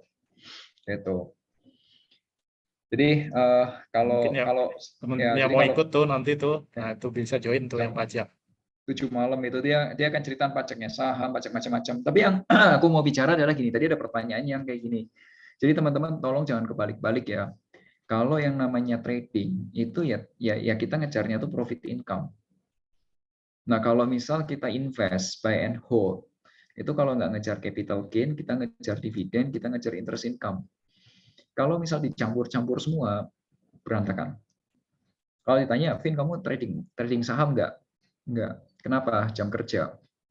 Kalau emas, aku tradingnya jam 9 sampai jam 10 malam. Jadi nggak mengganggu jam kerjaku. Ya itu sih. Ya.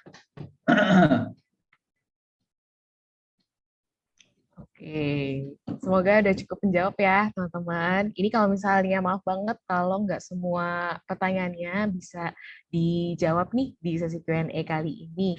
Cuman kalau misalnya teman-teman ada yang merasa, aduh kayaknya ngeganjel nih, masih pengen nanya-nanya, bisa banget DM ke Instagram ICDX Group @ICDX Group ataupun ke Finansialku.com, COM ya, finansialku.com.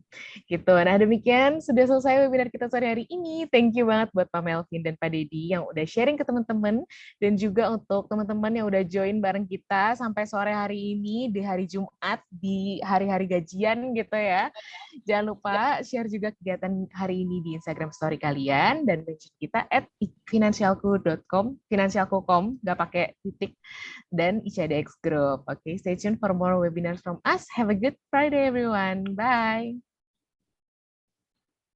Bye.